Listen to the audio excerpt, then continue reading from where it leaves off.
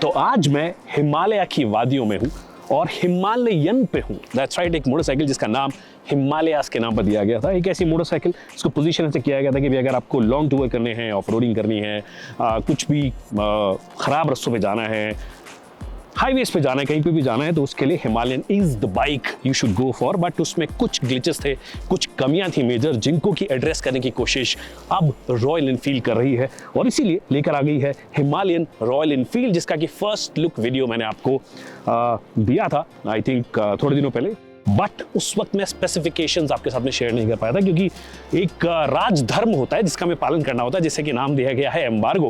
पर आज मैं आपको इंजन स्पेसिफिकेशन, सस्पेंशंस, क्या ट्रैवल है, फ्रंट में क्या चेंजेस हैं, रेयर में क्या चेंजेस हैं सस्पेंशन वाइज, और क्या कुछ इसमें ऑफर किया गया है, हर एक चीज के बारे में बताऊंगा। नमस्कार खमागणी देवियों सज्जनों, my name is Vikas Yogi, you're watching Essence Studio, and here's literally everything that you need to know about the brand new Royal Enfield Himalayan.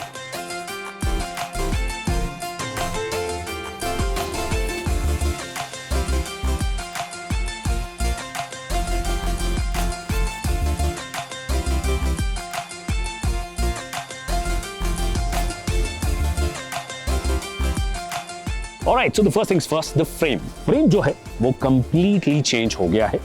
Double sided swing arm आपको मिल गई है। स्टील ट्विन स्पार फ्रेम जो है वो इसे ये कहते हैं। और सिर्फ फ्रेम ही नहीं, फ्रेम के साथ साथ कुछ और चीज़ें जो इंपॉर्टेंट होती है, जो ओवरऑल आर्किटेक्चर या फिर आप ओवरऑल चैसी कंट्रोल में मदद करती है, वो सस्पेंशंस भी होते हैं। तो फ्रंट में आपको शोवा के, दैट्स राइट, शोवा के सस्पेंशंस मिल गए हैं। USD 43 mm का है, सस्पेंशन ट्रैवल 200 mm का है। तो मोनोशॉक पहले भी था, बट इसे और ज़्यादा एंगल पे प्लेस किया गया है, जिससे कि जो ग्राउंड क्लियरेंस है वो और ज़्यादा बड़ी है। 230 mm की अब इसकी ग्राउंड क्लियरेंस हो गई है, which is phenomenal for motorcycle जो आप कहीं पे भी लेके जाना चाहते हो। बाय द वे, इस बार कंपनी का ये मकसद रहा है कि जो सस्पेंशन है वो उस तरीके के हो, मतलब उनमें हल्का सा ऑप्टिमम स्टिफनेस देना ज़रूरी है कि अगर आप लॉन्ग टूर ट्रैवल कर रहे हो तो उसमें भी मदद हो, और अगर आप ऑफ रोडिंग या ख़राब रास्तों पे जा रहे हो तो उसमें फिर सस्पेंशन ट्रैवल जो है वो अपना रोल प्ले करता ही करता है। तो दोनों एक ऑप्टिमम इन्होंने करने की कोशिश की है। वेट डिस्ट्रीब्यूशन हमें नहीं पता कि कितना है फ्रंट और रेयर का, बट मोटी मोटी बात ये है कि लोअर डाउन जो आपका चैसी है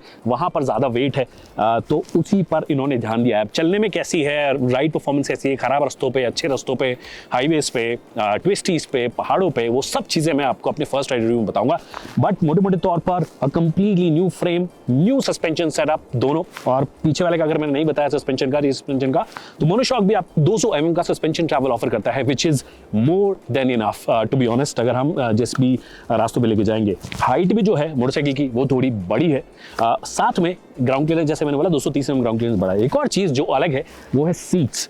स्प्लिट सीट एक तो मिल गई है, स्प्लिट सीट के साथ साथ स्टैंडर्ड जो सीट हाइट है जो कि मैं अभी चला रहा हूँ वो 825 mm की सीट हाइट है। एक अलग तरीके की सीट भी आप ले सकते हो जिसमें 805 mm का आपको सीट हाइट मिलेगा। मतलब 825 वाली थोड़ी सी ज्यादा ठीक होगी, पर जब 805 जाओगे तो वो थोड़ी सी पतली सीट है, और पतली सीट होने की वजह से क्या है कि आप की जो सीट हाइट है जब आप यहाँ पे बैठते हो तो वो थोड़ी कम हो जाएगी, जिसकी वजह से अगर आपकी हाइट मेरे जितनी है, मान लीजिए 5-6 के आसपास, तो फिर आप आराम से उसे चला पाओगे, कोई दिक्कत नहीं आएगी। 825 चला रहा हूँ वैसे तो मैं, वैसे आप कोई भी मोटरसाइकिल चला सकते हो if you know the tricks, but if you're a short height guy तो 805 mm मैं आपको बोलूँगा कि आप ले सकते हो। फिर उसको आप एडजस्टमेंट जो भी करना है, तो 805 से 825 mm लो सीट हाइट, 845 mm वो आपकी हायर सीट हाइट आप बोल सकते हो। उसके अलावा इंजन पे अब आते हैं, क्योंकि हमने चैसी की बात कर ली है कि भैया चैसी चेंज हो गया, सस्पेंशन चेंज हो गया, travel and all that. Engine जो है वो भी अपने आप में कंप्लीटली नया है। It's a liquid cooled unit, that's right. In fact इनकी मोस्ट मोटरसाइकिल्स में अभी भी लिक्विड कूल्ड नहीं आता है, इसके अंदर लिक्विड कूल्ड इंजन आपको मिला है। ये 452 सीसी का इंजन है और ये आपको लगभग 40 bhp की पावर और 40 न्यूटन मीटर्स का पीक टॉर्क देता है। ये लोगों ने इसको लॉन्ग स्ट्रोक इंजन नहीं रखा है, जो हम लोग यूजुअली लो एंड टॉर्क की जब तरफ जाते हैं तो वो नहीं रखा है। बट एक चीज़ की है इन्होंने कि आपका जो लो एंड टॉर्क है वो उसका 90% 3000 आरपीएम पे ही मिलने लग जाएगा, और जो आपका 100% है, मतलब जो 40 Nm है, वो आपको मिलने लग जाएगा 5000 आरपीएम पे। हालांकि जब पहाड़ों पे लेकर आते हो, जैसे कि हम 10,000 फीट से ऊपर हैं सी लेवल से, जब हम नापते हैं, तो उस मेजरमेंट के हिसाब से इसकी पावर और टॉर्क दोनों ड्रॉप होती है। वो नेचुरली हर मोटरसाइकिल में होती है, वो यहाँ पर भी होती है, तो वो चीज़ है। बट हाँ, एक सिग्निफिकेंट पावर बम्प अप है, 24 bhp से सीधा 40 bhp, 16 bhp का फर्क है, मतलब कंप्लीटली नया इंजन। एग्जॉस्ट भी आपको अलग दिया गया है।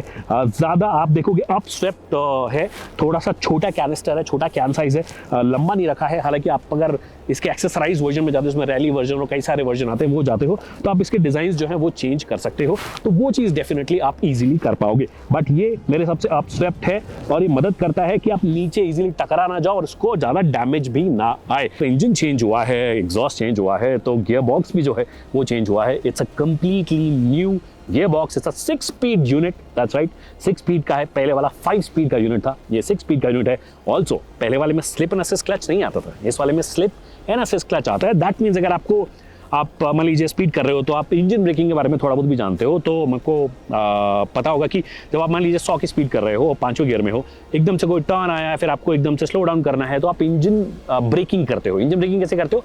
खटक से गियर डाउन कर देते हो, खटक से गियर डाउन करके, तो वो स्पीड भी कम होगी, इंजन अपने आप ब्रेक लगा लेगा। फिर वो जो रेगुलर ब्रेक्स होते हैं वो तो होते ही होते हैं, बट उसके बारे में थोड़ी देर बाद में बात करेंगे। बट हाँ, अब आपको स्लिप एंड असिस्ट क्लच मिल गया है, तो वो खटक से अगर आपको डाउन करना है, 5वें से सीधा तीसरे पे आना है, 5वें सीधा दूसरे पे आना है, तो वो ज्यादा बेहतर होता है स्लिप एंड असिस्ट क्लच में। तो उसके बारे में मैं आपको रिव्यू में बताऊंगा, मेरे फर्स्ट राइड रिव्यू में बताऊंगा कि क्या उसमें स्टिफनेस फील हो रही है मेरे को, या एकदम स्मूथ काम कर रहा मक्खन की जैसे।